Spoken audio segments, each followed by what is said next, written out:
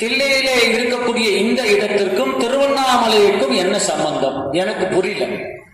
அப்ப இந்த இடத்துக்கு உள்ள நுழைஞ்சோன்னு நம்ம ஐயா அவர்கள் மிக தெளிவாக என்னை அழைத்து கொண்டு போய் இந்த இடத்திற்கும் திருவண்ணாமலைக்கு என்ன சம்பந்தம் தெரியுமா?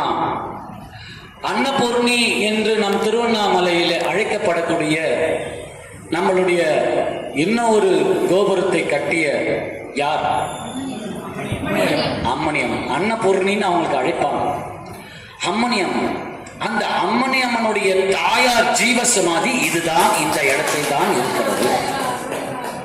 அந்த அம்மணியம்மன் தன்னுடைய தாயாருக்காக தில்லையிலே இருக்க வேண்டும் என்று தன் தாயாருக்காக கட்டிய ஜீவசமாதி இடம்தான் இப்பொழுது நாம் அமர்ந்திருக்கக்கூடிய இடம். இப்ப பாருங்க, திருவண்ணாமலை திருப்பெருக்கு இந்த தில்லையை எங்க முடிச்சு போடுறான். சரி, இதுதான் முடிச்சு போட்டு இருக்கிறானா?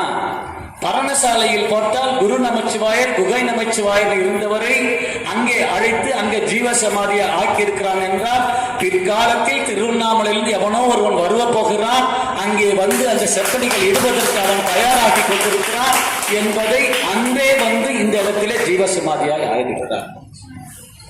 அப்ப இந்த தில்லைக்கும் திருவண்ணாமலைக்கும் எவ்வளவு இன்டர் கனெக்ட் பண்ணி வச்சிருக்கிறான் அந்த கொத்தபிரான்.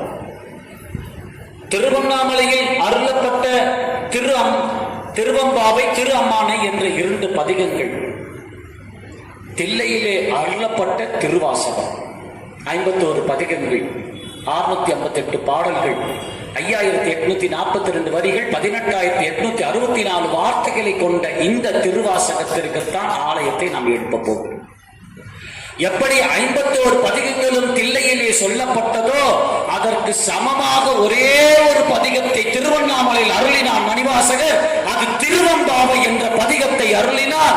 அது மார்கழி மாதம் எல்லா சிவத்தலங்களிலும் இந்த திருவம்பாவை ஓதித்தான் சிவத்தலத்தில் பூஜைகள் நடைபெறுகிறது. திருவண்ணாமலையில மட்டும் திருவம்பாவை ஓதல. உலகத்தில் இருக்கக்கூடிய எத்தனை சிவாலயங்கள் புறப்பட்டாலும் அத்தனை சிவாலயங்களிலும் மார்கழி மாதமானால் திருவம்பாவை பாடாத சிவத்தலம் இல்லை.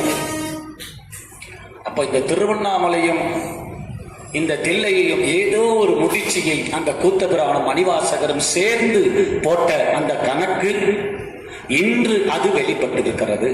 இத்தனை நூற்றாண்டு கடந்த பிறகு அது வெளிப்பட்டிருக்கிறது.